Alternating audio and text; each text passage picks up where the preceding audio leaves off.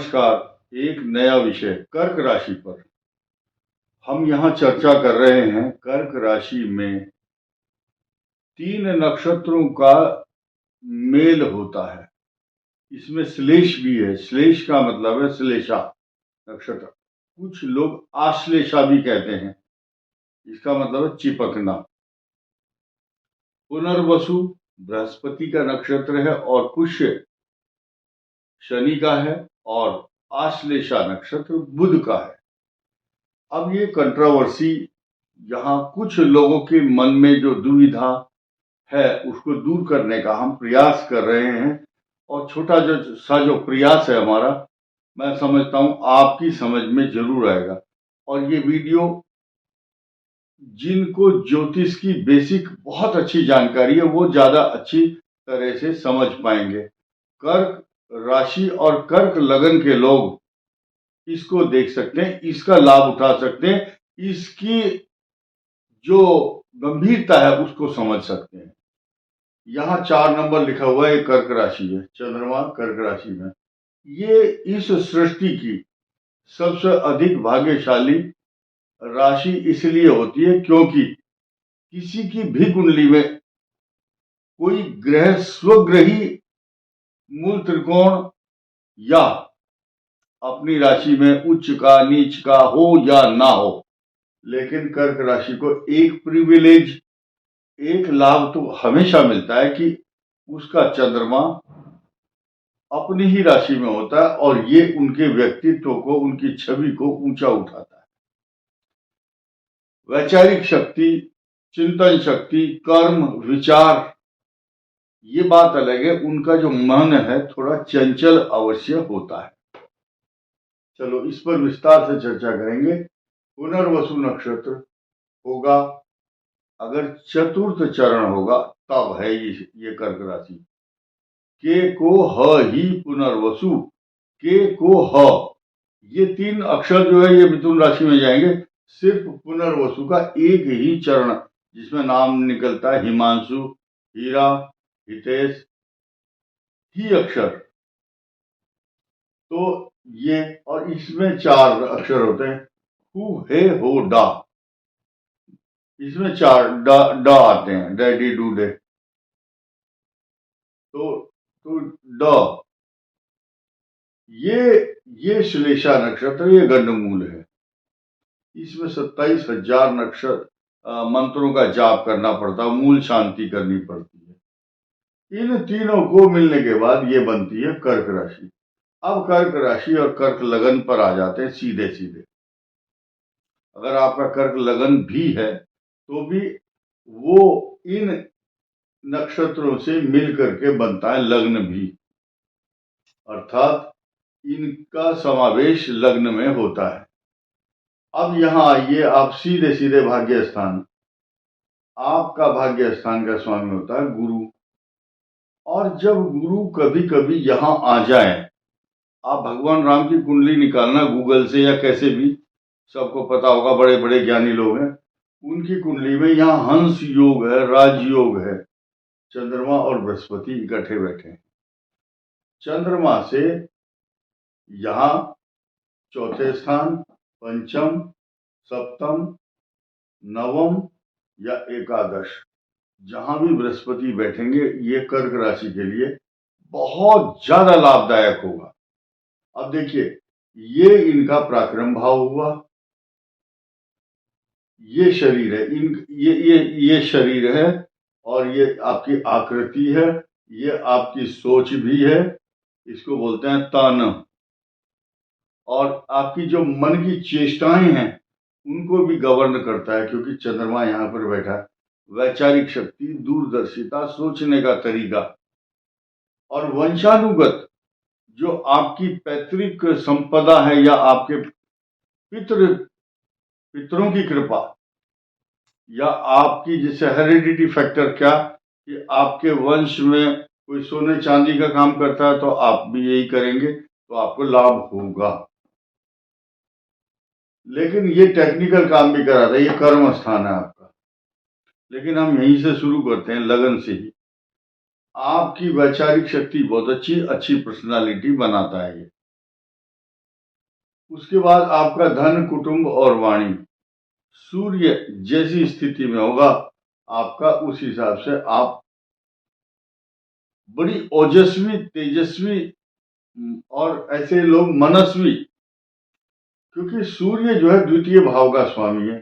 अब निर्भर ये भी करेगा कि यहाँ पर बृहस्पति की दृष्टि या कहीं सूर्य तो नहीं है यहाँ पर, या किसी अच्छे शुभ ग्रह की दृष्टि है, उस हिसाब से आपका ये तेज बनाता। आपकी वाणी में वो तेज और ओजस्वी वाणी होगी, जिससे कि आप सबको मंत्र मुग्ध करने की क्षमता रखते हैं।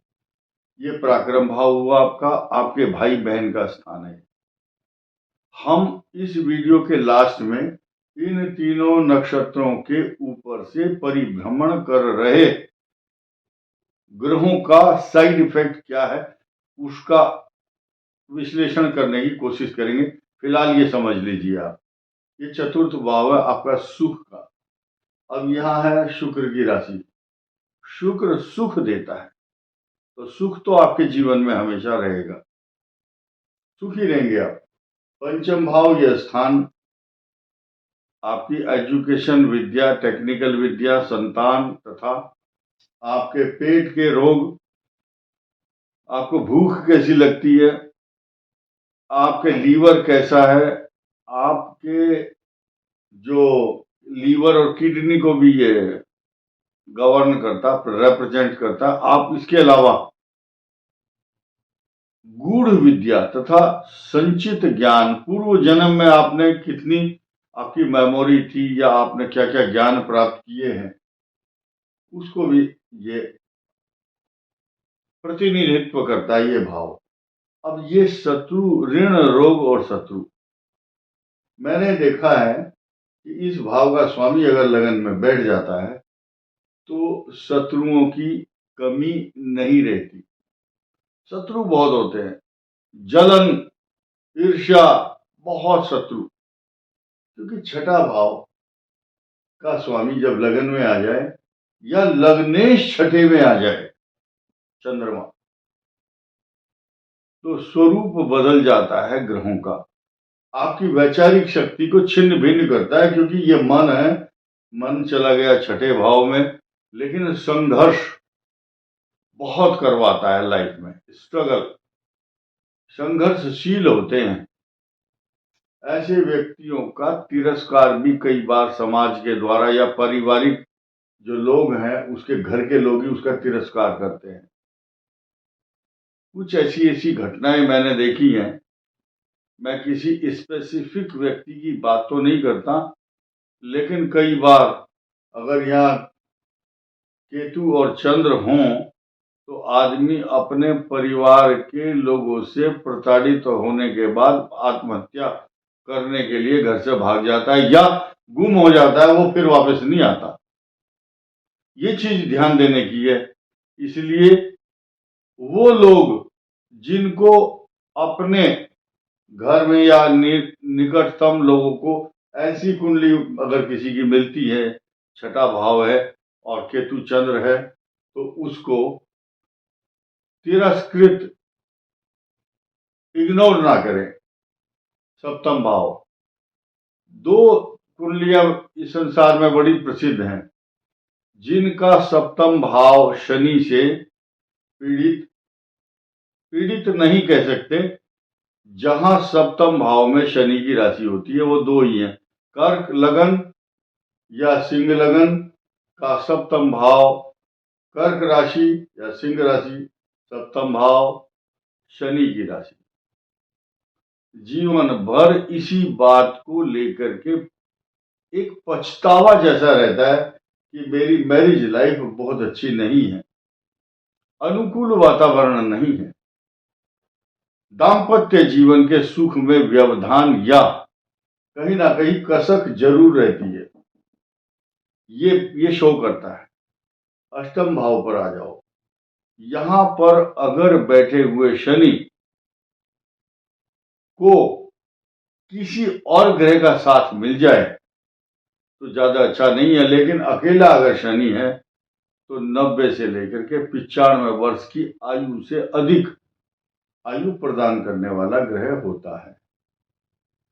अब आया भाग्य स्थान। भाग्य स्थान का स्वामी बृहस्पति, वो मैंने शुरू में बताया किन किन स्थानों में अच्छा परिणाम देता है। फिलहाल तो हम ये समझते हैं कि ये जो भाव है, ये जो हाउस है, ये सबसे कीमती है। ये कीमती है और ये बहुत इंपॉर्टेंट है। सीधे सीधे राजयोग के फल और राजयोग के परिणाम अकेला बृहस्पति ही देता है इन नक्षत्रों को। कारण क्या है? इसका जो पुनर्वसु का जो शुरुआत है, जिनका नाम मैंने बताया ही अक्षर से होता है, हितेश, हिमांशु, अहू है हुकमचंद, हेमंत, हेमराज, हो अक्षर और डालचंद, और ड अक्षर में 4 ये डैडी डूडे या ये आता है। तो इन के ऊपर से परिभ्रमण, ये ट्रांजिट जब होता है इनके ऊपर से, मित्र ग्रह का जब ट्रांजिट होगा तो इनको लाभ मिलता है। लेकिन फिलहाल हमने जो ये वीडियो बनाया है, ये इसलिए बनाया है कि कर्क राशि पर अब चांदी के पाए का जो शनि है, चांदी का जो पाया है, उसका आरंभ होने वाला है इन 3 नक्षत्रों पर, जो पिछले 2.5 ईयर में वेदना, प्रताड़ना, चिंता, कष्ट, परेशानी, अपमान, हानि, अशांति, तनाव तथा अवसाद, डिप्रेशन, नेगेटिव थॉट्स, पता नहीं क्या क्या हुआ है, उसकी समाप्ति का समय, खुशी का समय इसके निकट आ गया है।